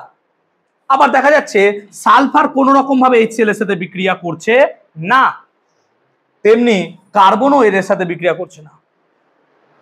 তাহলে এর থেকে বোঝা যাচ্ছে বিভিন্ন ধাতুর সক্রিয়তা আলাদা, হ্যাঁ না বলো? এই ধাতব সক্রিয়তা আমরা ওপর থেকে যদি সাজাই তাহলে আমাদের বই দেখো 22টা এলিমেন্টের সক্রিয়তা দেওয়া আছে, তোমাদের বই হয়তো 22টা নেই টেক্সট বইয়ে। অ্যাজ ইউ ক্যান সি কতটা বড় সক্রিয়তা দেওয়া আছে। আমি এমনি বলি না যে দ্য বেস্ট স্টাডি ম্যাটেরিয়াল, বুঝতে পারছো? 22টা। সব থেকে উপরে কি আছে দেখো, ক্যালসিয়াম, মানে ক্যালসিয়ামের সক্রিয়তা সবচেয়ে কি হয় বেশি। সোডিয়াম, পটাশিয়াম, এরকম ভাবে যেতে যেতে যেতে যেতে আলটিমেটলি আসবো আমি হাইড্রোজেন। দেখতে পাচ্ছ? তাহলে আমরা যদি লজিক্যালি সাজাতে যাই তাহলে আমরা দেখব যে ওপর থেকে বিক্রিয়া করতে গেলে সব থেকে দ্রুত হারে বিক্রিয়া করছে অ্যালুমিনিয়াম। দেখো, আচ্ছা অ্যালুমিনিয়ামের পর কি আছে? ম্যাগনেসিয়াম। তাহলে এরা খুব দ্রুত হারে বিক্রিয়া করছে, হ্যাঁ না বলো? আচ্ছা, ফেরাস আর জিঙ্ক দেখো কম বিক্রিয়া করছে। তার মানে ধাতুর সক্রিয়তা শ্রেণীতে আমাদের এই ম্যাগনেসিয়াম আর অ্যালুমিনিয়াম আর ম্যাগনেসিয়াম উপরে থাকবে, আর ফেরাস আর জিঙ্ক কি থাকবে? তাহলে যারা ওপরে আছে তারা হচ্ছে বেশি সক্রিয় বা অতি সক্রিয়, হ্যাঁ না বলো? যেমন ধরো আমি যদি বলি লিথিয়াম, সোডিয়াম, ক্যালসিয়াম, এই লিথিয়াম সোডিয়াম এরা ঠান্ডা জলের সাথে বিক্রিয়া করে, একটু আগে বোঝাচ্ছিলাম। অর্থাৎ আমি যদি ঠান্ডা জলে লিথিয়াম বা সোডিয়াম দিয়ে দিই বা পটাশিয়াম, ও আগুন লেগে যাবে। কি করে আগুন লাগে? না তো সোডিয়াম, কি হয়েছে তোদের? দাঁড়া, কি হয়েছে? ভালো লাগছে না ক্লাস? ততক্ষণ ধরে একই কথা বলে যাচ্ছি। সোডিয়াম জলের সাথে বিক্রিয়া করে তৈরি করে সোডিয়াম হাইড্রোক্সাইড আর তৈরি করে হাইড্রোজেন। এই জিনিসটা ডেঞ্জারাস, আর এখানে প্রচুর পরিমাণে তাপ। এই যে হাইড্রোজেন উৎপন্ন হচ্ছে না, এটা নিজে দাহ্য গ্যাস, 7-এ পড়েছো, হাইড্রোজেন নিজে জ্বলতে পারে। তাহলে এইখানে তাপ উৎপন্ন হচ্ছে আর তার সঙ্গে হাইড্রোজেন আছে, হাইড্রোজেন জ্বলতে পারে, তাহলে জলে ফেলা মাত্র হাইড্রোজেন তাপের সংস্পর্শে এসে কি আগুন লেগে যাবে। অনেক সময় সাধু সন্ন্যাসীরা আগেকার কালে কি করতো, বা গ্রামে গঞ্জে গেলে পরে একটা এরকম করে কোনো জায়গা থেকে ধুলো নিয়ে বা কিছু নিয়ে জলে ফেলে দিলে আগুন লাগিয়ে দিল। কি ফেললো তার মধ্যে? তাহলে সোডিয়ামটাকে নিয়ে ফেলে দিলে আগুন লেগে গেল। অনেক ধাতু দেখবে বা অনেক তোমার সাধু সন্ন্যাসী দেখবে যে দুটো ঘুঁটেকে এরকম ঘষে ঘষে আগুন লাগিয়ে দিচ্ছে, বিশাল ব্যাপার একটা, কিচ্ছু না, তার মধ্যে গ্লিসারিন, লবণ বা চিনি, আর তার মধ্যে থেকে পটাশিয়াম পারম্যাঙ্গানেট দিয়ে দাও, তুমি সঙ্গে সঙ্গে ঘরে এরকম ঘষে আগুন লাগিয়ে দিতে পারবা। তা আমিও তো শক্তিমান। সব সায়েন্স। কোনো সাধু সন্ন্যাসীর আধ্যাত্মিক পাওয়ার থাকতে পারে, সেটা পরের কথা, কিন্তু যারা ঢঙ্গি তাদেরকে তুমি দেখতে পারো, তারা ঢঙ্গি। কারণ এই পাওয়ার এখনো পর্যন্ত আসা খুব মুশকিল, যে জলে আগুন লাগাতে পারছি রে ভাই, তাহলে তাকে নাসা নিয়ে যাবে। যে ঠিক আছে রকেটে আগুন লাগাও, আমি কাউকে অপমান করছি না প্লিজ, তুমি ভাবো যদি সেই সিদ্ধি পুরুষকে আমরা পাই আমাদের দৈনন্দিন জীবনে, তাহলে আমাদের এনার্জির রিকোয়ারমেন্ট কতটা কমবে, হ্যাঁ না বলো? তাহলে আমার গ্যাসে স্টোভ জ্বালানোর জন্য জল দরকার নাই, কি লাগবে? এই কেরোসিন দরকার নাই, কি লাগবে? জল, কারণ বাবা তো আগুন লাগিয়ে দিতে পারবে। তাহলে সেরকম জিনিস তুমি যদি পারো, তোমারও তাহলে এই মোহমায়া কিছুই থাকবে না। কিন্তু বাস্তবে এরকম যিনি হন, তিনি খুব রেয়ার, তাকে তুমি দৈনন্দিন জীবনে খুঁজে পাবে না এরকম ভাবে। পাবে একজন যে সাধু সন্ন্যাসী হবে, তার প্রথমই হচ্ছে তিনি রাগ করবেন না। মহাভারত, রামায়ণ, আমাদের যে মাইথোলজি আছে যেগুলো যদি পড়ো, তাতে দেখবে তারা খুব বিনয়ী হয়। বিনয়ী মিন্স দেখবে অনেকটা কাম, শান্ত, সিরিন প্রকৃতির। কিন্তু আজকালকার যুগের আমরা সাধু সন্ন্যাসী যাদেরকে দেখছি, তারা তো সব চড়ার আগেই। কুম্ভ থেকে অনেক সময় ভিডিও দেখতে পাচ্ছি, কাকে চিমটা বাবা চিমটা নিয়ে মারছে, কাকে লাঠি নিয়ে মারছে, রাস্তাঘাটে যাচ্ছে এরকম করে মারতে শুরু। This is not the way আমরা যেভাবে সাধু সন্ন্যাসীকে অ্যাকচুয়ালি পড়ে এসছি। আমিও মাইথোলজি প্রচুর পড়েছি, এরকম নয়। তো যারা হয় বা হন, তারা এরকম ভাবে দৈনন্দিন জীবনে ঘুরে বেড়ান না। অনেস্টলি তাদেরকে দেখাই পাওয়া যায় না। দেখা পাওয়া গেলে তো জীবন ধন্যই হয়ে যাবে, কারণ তারা তো সেই রকম লেভেলের না। তুমি ভাবো না, যদি আমি গৌতম বুদ্ধর সময়কালে জন্মগ্রহণ করতাম, আর আমি যদি গৌতম বুদ্ধকে দেখা পেতাম, আমি তো ভাই চরণে পড়ে যেতাম, হ্যাঁ না বলো? কারণ বুদ্ধ তিনি রে ভাই, তিনি বুদ্ধ। কিন্তু সেই বুদ্ধকেও তো কতজন মারার প্ল্যান করেছিল, হয়নি? করেছিল তো, হতেই তো পারে তখনকার কালে। তো ফ্যাক্ট এইরকম। সেই জন্য তুমি দৈনন্দিন জীবনে সায়েন্সকে বোঝো।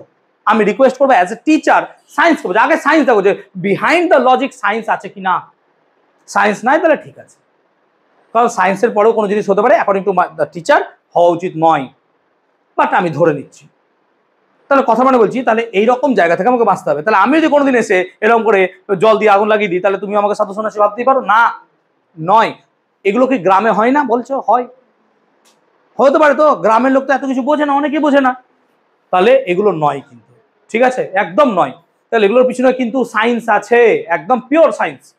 এই জন্য আমাদের অনেক ইউটিউবার আছে, থ্যাঙ্কসফুল টু দেম, তারা এগুলো প্রত্যেকটা করে দেখিয়ে দিয়েছে। আমি বলি তো মিস্টার ইন্ডিয়ান হ্যাকার আছে, এরকম অনেক ভিডিও আছে যারা ইউটিউবে বানায়, দেখবে তারা সায়েন্সকে ডেইলি লাইফে দেখায়, অবভিয়াসলি দেখায়, এবং তাদের ভিডিও দেখতে ভালোও লাগে। ক্লিয়ার কনসেপ্ট বুঝতে পেরেছি? ওকে, এবার এদের মাঝে কোনো এক জায়গায় হাইড্রোজেন বসে আছে, আমি বুঝেছিলাম হাইড্রোজেন। তার মানে এই হাইড্রোজেনের ওপরে যারা আছে না, হাইড্রোজেনের ওপরে যারা আছে, তারা অ্যাসিড থেকে হাইড্রোজেনকে বার করতে পারবে। দেখো এরা কি করেছে, এই ধাতুগুলো কি করেছে, অ্যাসিড থেকে কাকে বার করে এনেছে, হ্যাঁ না বলো? তাহলে হাইড্রোজেনের ওপরে যারা আছে না, তারা সাধারণ অবস্থাতেই কি করতে পারে, অ্যাসিড থেকে হাইড্রোজেন বার করতে পারে। কিন্তু এর নিচে একটা ধাতু আছে, ধরো সিইউ, যদি সিইউ এর সাথে নর্মাল অবস্থায় HCl এর বিক্রিয়া করাও হবে না। কেন? হাইড্রোজেন নিচে আছে বলে এ বেটা কপার HCl থেকে H কে বার করে আনতে পারবে না।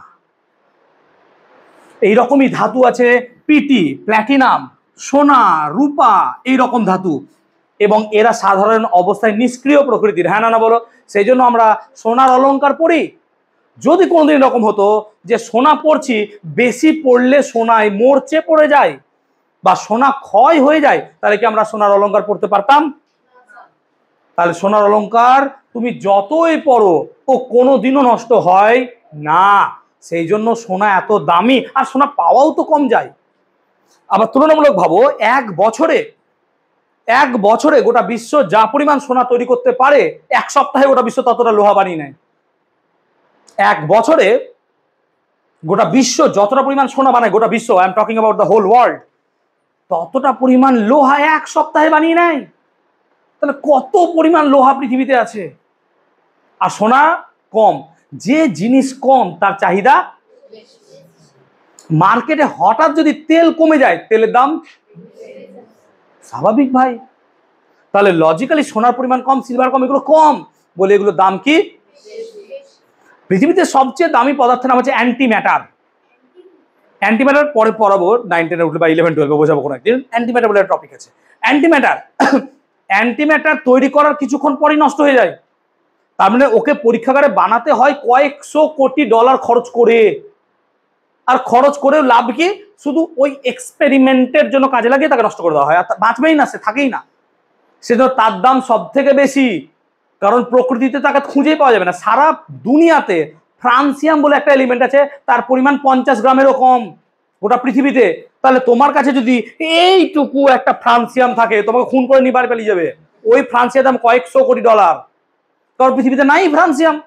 এরকম একটা ধাতু আছে ইরিডিয়াম, উল্কা পিণ্ডে পাওয়া যায় ইরিডিয়াম। কোনো এক জায়গা থেকে যদি উল্কা এসে পড়ে, হয়তো সেখানে ইরিডিয়াম পাওয়া যায়। ইরিডিয়াম কোথায় কাজে লাগে? 9-এ পড়াবো। ইরিডিয়াম কোথায় কাজে লাগে? আমাদের বিভিন্ন এক্সপেরিমেন্টে। এবার সেই ইরিডিয়াম যদি তোমার বাড়ির ছাদে এসে পড়ে, তোমার তো খুন করবে, মেরে ধরে তোমার লাশ গায়েব করে দিয়ে তো ইরিডিয়াম নিয়ে পালিয়ে যাবে। তাই ওই ইরিডিয়াম এত দাম, বলবে সোনা পড়েছে, বাদ দে সোনা, ইরিডিয়াম নিয়ে চল। তখন সোনারই ভ্যালু নাই। এরকমই একটা ধাতু আছে প্ল্যাটিনাম। প্ল্যাটিনামও খুব দামি, আবার প্ল্যাটিনামকে অনেকে অর্নামেন্ট আকারেও পড়ে।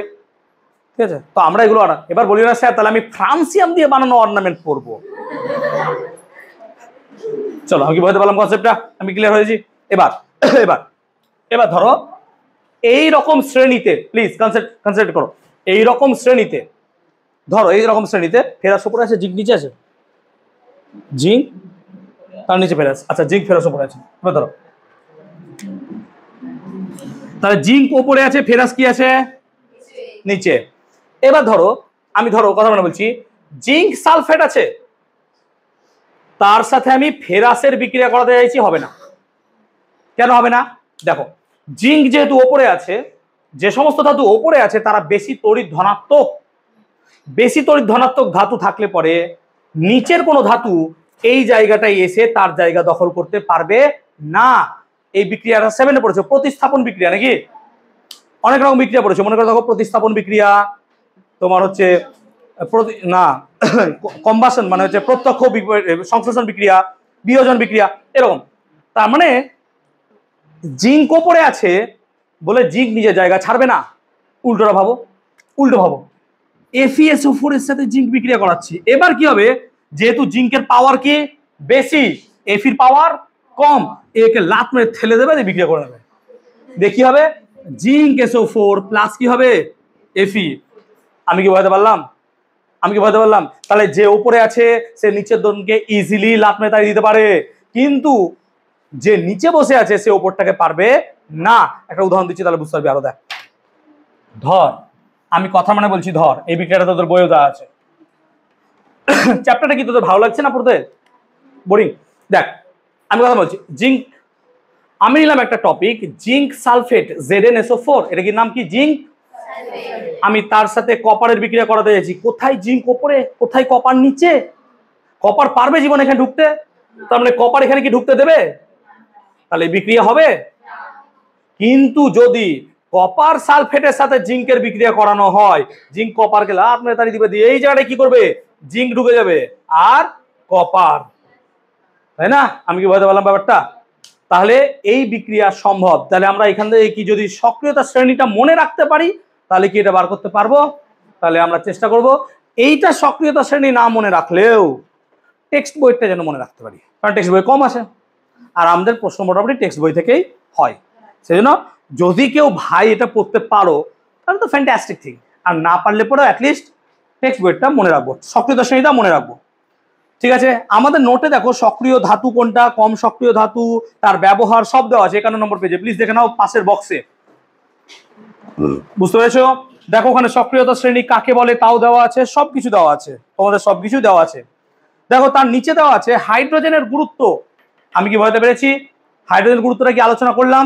রেফারেন্স পয়েন্ট হিসেবে হাইড্রোজেনের কি গুরুত্ব আছে সেটা দেখো ওখানে সুন্দর করে দেওয়া আছে, যা বোঝালাম তাই ওখানে বোঝানো আছে। পড়া আছে তো, যাবো এক্ষুনি। কটা বাজলো বাবা? 12টা বেজে গেছে। ও 1:30 থেকে পড়া। কার কার আছে পড়া? ঠিক আছে, যাও, আস্তে আস্তে যাবে। বাকিরা দাঁড়াও, এই তোর পড়া আছে তাহলে চুপ করে বস, আমার আরো দুটো টপিক আছে পড়ানো এখনো। বাকি ক্লাস রেকর্ডেড দেখে নিও, ঠিক আছে? আস্তে আস্তে যাও। কার কাছে? কোন ম্যাডাম? সংস্কৃত। সায়েন্সের থেকে সংস্কৃতের গুরুত্ব বেশি নাকি রে? অহম অবম বয়ম তে গায়ন্তী। তোর নাম কি? সংস্কৃততে কি হবে? যা যা যা, অন্যদিন জিজ্ঞেস করো। পিতা স্বর্গ, পিতা ধর্ম, পিতাই পরমান্তব, পিতৃপিতিমাপনে প্রিয়ন্তে সর্বদেবতা, তাই তো? I can read Sanskrit fluently. Okay, চলো। আরে ভাই ক্লাসে ফার্স্ট হতাম, প্লিজ। সংস্কৃত 95 পেয়েছিলাম 100-তে, এখনো মার্কশিট আছে। আমাদের স্যারের নাম ছিল, স্যার বোধহয় এখন বেঁচে আছে কিনা জানি না, বামাচরণ আচার্য। আচার্য, তিনি ধুতি পরে আসতেন, ফ্যান্টাস্টিক, আমরা খুব ভালোবাসতাম। যদি আমার কোনো স্কুলের টিচার বা আমার কোনো স্কুলের বন্ধুরা এই ভিডিও দেখছে তো মনে রাখবে, স্যার অসম্ভব পণ্ডিত, মানে পণ্ডিত ছিলেন, বিশাল পণ্ডিত। তো তার হাতের নাম্বার উঠতোই না, 70, 65 নাম্বারই দিত না। তার আমলে আমি 95 পেয়েছিলাম 100-তে সংস্কৃততে। ঠিক আছে, ওকে।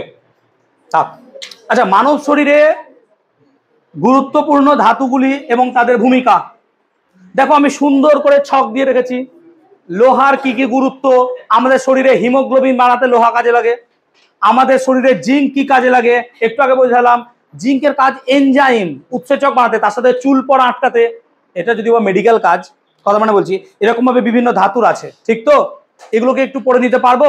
এগুলো বোঝানো তো ভাই কিছুই নাই, বল কি বোঝাবো এখানে আমি কি বোঝাবো? দেখো বাবা, রিডিং পড়ছি, পটাশিয়াম আমাদের কি কি কাজে লাগে। নাই, আমরা পড়বো কি একটা টপিক, যে রক্তচাপ নিয়ন্ত্রণে সোডিয়ামের ভূমিকা কি, এটা আলোচনা করছি। ধরো আমি কথা মানে বলছি, ভালো করে শোন প্লিজ, একটু কনসেন্ট্রেট কর। আমাদের শরীরের মধ্যে দিয়ে যে রক্ত যায়, অ্যাকচুয়ালি রক্ত ধমনী থেকে রক্ত জালকে যায়, হ্যাঁ না বলো? তাহলে আমি ধরে নিচ্ছি এটা হচ্ছে রক্ত জালক, এগুলো রক্ত জালক কাজ করে আছে বাবা, রক্ত বেরোবে। আর এখানে আমার কি আছে, বিভিন্ন কোষ, একটা কোষ আছে, এরকম বড় বড় কোষ আঁকছি আমি যাতে চোখে বোঝা যায়, এত বড় বড় কোষ হয় না যদিও বা, বড় বড় কোষ আছে। এবার ধরো আমি বেশি করে লবণ খেয়ে ফেলেছি, পপকর্ন খেয়ে নিয়েছি অনেক, পপকর্নে প্রচুর লবণ ছিল। এবার প্রচুর পরিমাণে লবণ খেয়ে নেওয়ার ফলে আমার শরীরে কি লবণ বেড়ে গেছে। এবার জলে লবণের পরিমাণ কি বেড়ে গেছে। জলে যখন লবণের পরিমাণ বেড়ে যাবে, জলের ঘনত্বও বেড়ে যাবে, হ্যাঁ না বল? জলের ঘনত্ব বেড়ে যাবে। তাহলে একটা কোষ, এর ভেতরে তো কোষের ফ্লুইড আছে, আর ভেতরে কি আছে, নিউক্লিয়াস। এটাকে কি বলে, সাইটোপ্লাজম। নিউক্লিয়াসের ভেতরে নিউক্লিওলাস আছে, নিউক্লিয় জালিকা আছে, নিউক্লিয়ার মেমব্রেন আছে, হোয়াটএভার। এবার হ্যাঁ, আমি ক্লাসে এইটা হতাম, বাস আর কিছু নাই। চলো ওকে ওকে ওকে, এদিকে দেখো। এবার ধরো একটা রক্ত জালক আছে এরকম ভাবে, হ্যাঁ না বলো, তাকাও। এবার এখানে রক্তে জলের পরিমাণ বেড়ে যাওয়ায় এর গাঢ়ত্ব বেড়ে গেছে, হ্যাঁ না বলো। কোষের পর্দাটা কি অর্ধভেদ্য পর্দা, সেমি পারমিয়েবল মেমব্রেন।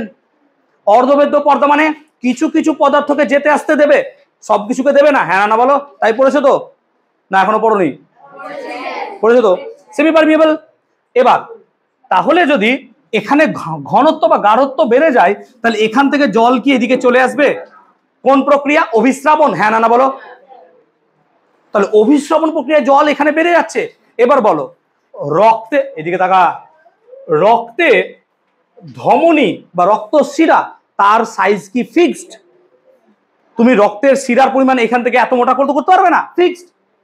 তার মধ্যে রক্তের পরিমাণও ফিক্সড, কিন্তু হঠাৎ রক্তে জলের পরিমাণ কি হয়ে যাচ্ছে, জলের পরিমাণ বেড়ে গেলে এখানে চাপ কি হবে, তাহলে লবণ খেলে রক্তচাপ কি হয়, বল বলতে পেরেছি কিনা। এবার লবণ কম খেয়েছিস, লবণ যদি কম খাস, আবার একদমই লবণ ছেড়ে দিই, তখন রক্তের গাঢ়ত্বের পরিবর্তন হবে। তখন কি হবে, এখানে জলের পরিমাণ কি হবে, বেড়ে যাবে, রক্তের চাপ কি হবে, কমবে। রক্তের চাপ যদি কারোর কম থাকে, তখন তাকে কি পরামর্শ দেবো, লবণ খেতে। মানে লবণ খেতে মানে এই নয় যে লবণ কাঁচা খাও, লবণ গুলে জলে খাও, লবণ গুলে জলে খাও। আমি কি বোঝাতে পারলাম যে রক্তচাপ নিয়ন্ত্রণে জলের কি ভূমিকা আছে, এই সরি Na+ এর কি ভূমিকা, K+। তেমনি হৃৎপিণ্ডের কার্যকারিতাতেও ভূমিকা আছে K+ এর। রক্ত তঞ্চনের ক্ষেত্রেও ভূমিকা আছে। বিভিন্ন পদার্থের বা এলিমেন্টের আমাদের দৈনন্দিন জীবনে তাদের বিশেষ বিশেষ গুরুত্ব আছে। তাই সব কিছু আমাদেরকে খেতে হবে, সবজি বেশি করে খেতে হবে, তার সাথে আমাদেরকে কিছু মাটন বা চিকেন হোয়াটএভার যাই আছে সেগুলোও খেতে হবে। পূর্ণ যারা ভেজিটেরিয়ান তাদেরও খুব ঠিক নয় ডায়েট। আবার যারা পুরোপুরি যে না আমি তো শাকসবজি খাই না স্যার, আমি চিকেনই বেশি পছন্দ করি, আবে মা আরবো বাড়ি, শাকসবজি খা, শাকসবজি খাওয়া দরকার, তার সাথে তোমার একটু চিকেন মাটনও দরকার। তাই বলে এই নয় যে তুমি সিংহের বাচ্চা হয়ে যাও, যে সারাদিন মাটন আর চিকেন খেয়ে বেড়াও, তাই না। তোমাকে ভাত সবজিও খেতে হবে, ডায়েট কমপ্লিট হতে হবে। পরে পড়াবো আমি এই জিনিসটা, আসছে প্লিজ এদিকে দাও। এরপর শুধু এলিমেন্ট যে আমাদের শরীরে কাজ করে এবং হেল্প করে তাই নয়, কিছু এলিমেন্ট আছে আমাদের শরীরে ঢুকলে পরে তার রোগও সৃষ্টি করে। যেমন এখানে কতগুলো উদাহরণ দিয়েছি, দেখো সিসা। সিসা আমাদের মধ্যে ডিসলেক্সিয়া রোগ তৈরি করে এবং তাকে বলি আমরা প্লাম্বিজম। কি বলবো? প্লাম্বিজম। কেন বললাম? সিসের নাম বা সিসার নাম প্লাম্বাম, প্লাম্বাম থেকে রোগটার নাম কি বলি? প্লাম্বিজম। পড়েছিস কখনো? চল আমার কাছে পড়।